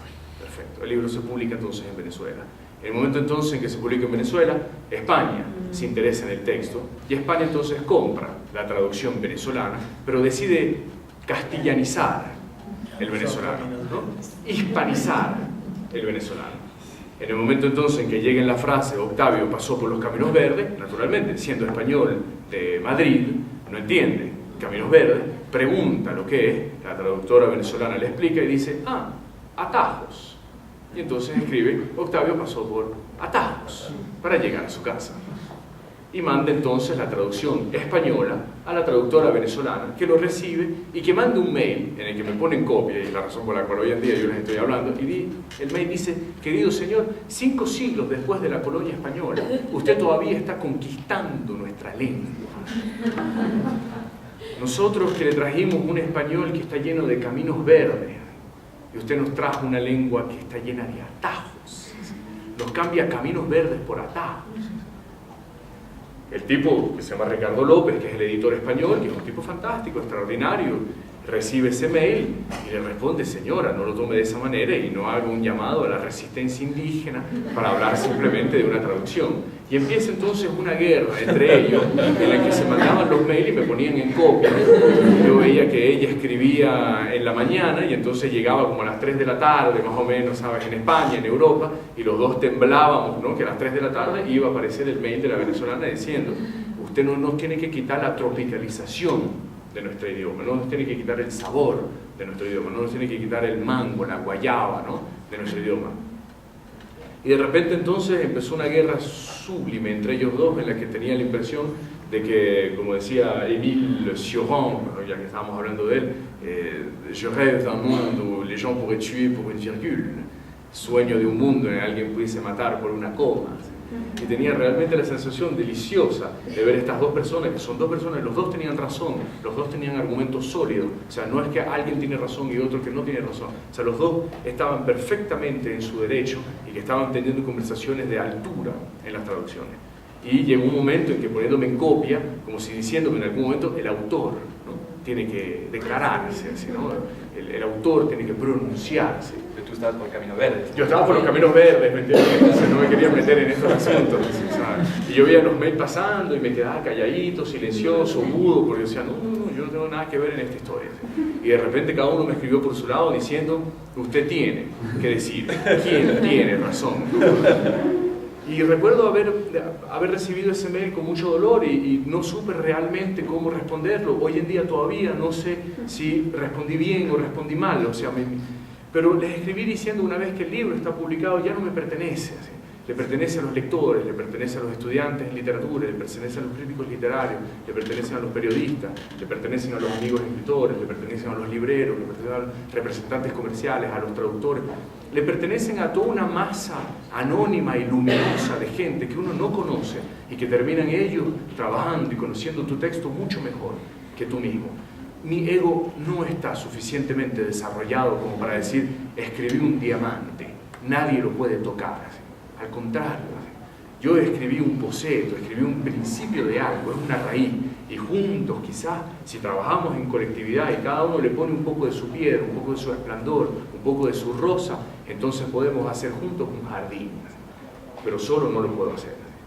Yo diría que la tarea del traductor en este caso es quizás dejar la extrañez de la expresión, que se entiende perfectamente, porque tampoco es una, pero no necesariamente aclarar, porque tiene que a veces aclarar, pero a veces tiene que dejar ahí como un misterio. Totalmente. Tiene que acoger el idioma, o sea, el idioma del principio en su idioma de acogida, sin hacerlo entrar de fuerza. Tiene que dejar su extrañez y su misterio. Entonces es la tarea del traductor, que es terrible, que es muy fuerte, que es muy importante. Y es un caso muy interesante. En este caso, yo creo que es Los Caminos Verdes. Sí. Que hace un trabajo de traducción extraordinario, ¿no? O sea, tú estás enfrente de un gran traductor, acaba de publicar un libro que se llama Barcelona, que curiosamente habla de Barcelona. Y en el que hizo una recopilación alucinante, pero titanesca, dantesca, de todos los textos que han sido escritos sobre Barcelona, y todos los textos que no estaban escritos en español, fue él mismo quien los tradujo, haciendo una dirección en un libro como de 2.500 páginas, y escribiendo un prefacio que es delicioso. Así que están enfrente de un gran traductor. Cuando se te cae el pie el libro Claro, cuando se te cae, cuando el libro te cae en el pie, hablas en español. Voilà. ¿Tienen alguna pregunta? ¿Alguna pregunta? Aquí. Quería saber por qué la maestra de tu libro se llama Venezuela. ¿Cómo sabes? ¿Por qué, perdón? Porque leí la maestra. Sí, divertido, efectivamente. La idea era, no sé por qué, de manera, un imaginario colectivo en el mundo. Vemos a Venezuela como un país solamente de petróleo, un país de revoluciones, un país de escaseces, y Venezuela es mucho más. Y siempre ven a la venezolana sexualizándola. La venezolana solo gana mis universos y mis mundos, y la venezolana solo es bella, ¿no? Es cierto que son mujeres hermosas, y cuando las ven así, sobre todo los europeos, una especie de mujeres de 8 metros, así absolutamente increíbles como hay, de hecho aquí en Colombia, entonces tú dices, ah no, la venezolana es solo esto. Bueno, yo vengo de una familia de mujeres venezolanas, soy casi el único hombre de una gran familia de mujeres, y las mujeres latinas no son solamente mis mundos y mis universos, son también mujeres dignas, son mujeres que tienen coraje, son mujeres que han sabido caminar por el siglo sin estar con el brazo de un hombre, que han sabido caminar solas y que saben perfectamente cómo pararse enfrente de las hegemonías masculinas y cómo romper un poco los esquemas de los sistemas patriarcales. Entonces, de alguna manera, la idea era poder poner este libro en el que este hombre no sabe ni leer ni escribir, y cuando se conoce a una mujer, que no ponga a desvestir a la mujer, que no haga que todas las historias de amor, siempre entonces la historia de amor, y la mujer está ahí para darle amor al hombre, para desvestirse, para reproducirse, y entonces aparece de esa manera. La idea era al contrario, hacer que ella quede digna hasta el final y se presenta, se representa en el libro, se caracteriza solamente por la transmisión del conocimiento, la transmisión del saber, ¿no? Y le va a enseñar a leer, a escribir y todas esas cosas. Obviamente en el momento de la toponimia, ¿no? Es decir, de conseguir el nombre de los personajes, que siempre es súper complicado. Yo creo que pudiésemos hacer otra conferencia así realmente sobre los nombres de los personajes.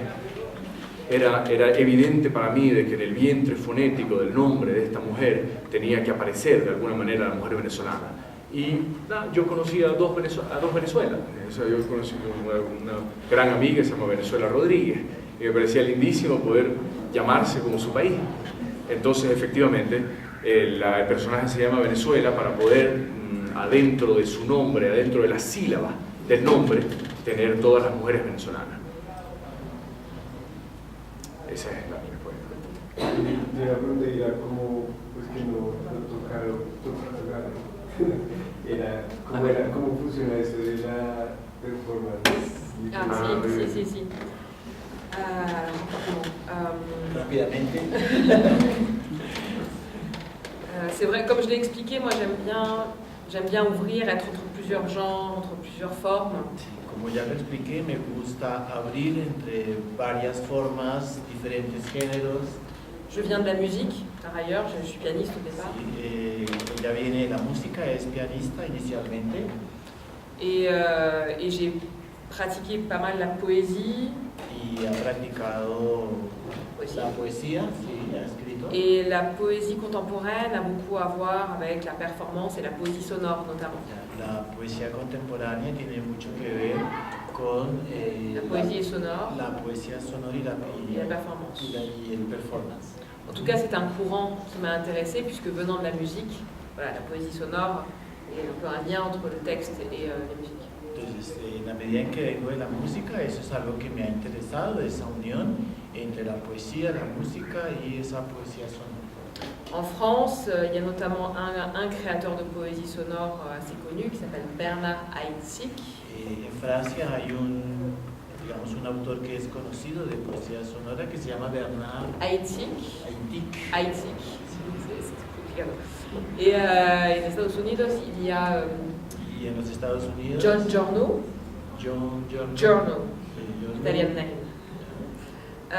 Donc c'était deux références importantes pour moi. Son dos referencias importantes para mí. Du côté de la poésie sonore. Conozco la poesía sonora. Et du côté de la performance, des gens comme Orlan. Y por el lado del performance, Orlan, c'est-à-dire des artistes femmes qui ont remis le corps sur le devant de la scène dans l'art contemporain. Sí, mujeres artistas que han puesto el cuerpo de la mujer allí delante de la escena. Dans les années 70, ça a commencé. Sí, eso comenzó más o menos en los años 70, la década de 70. Quelque chose d'assez politique dans le sens d'une réappropriation. Sí, algo muy político en el sentido en que hay una reapropiación de son corps, mais aussi de l'espace du monde de l'art contemporain. Del cuerpo, del espacio y del arte contemporáneo. Pour moi, la performance littéraire, c'est une manière d'être un peu dans les chemins verts de ma propre pratique. Para mí el performance literario es una manera de estar, como dijo el compañero, por el lado del camino verde. C'est vrai que en général, le texte est toujours assez présent. Sí, es cierto que siempre el texto está muy presente, Mais je me permets plus de liberté, plus d'humour peut-être. pero ella se permite mucha más libertad, mucho más humor. C'est une façon aussi d'interroger certaines questions. Y es una forma de interrogar algunas preguntas, algunos asuntos. Oui, et de, comme je le disais, de remettre le corps davantage en avant. Y es una manera de poner el cuerpo delante, ¿no? Quelques mots. Bueno, pues muchas gracias. Muchas gracias, muchachos. No los queremos robar más tiempo.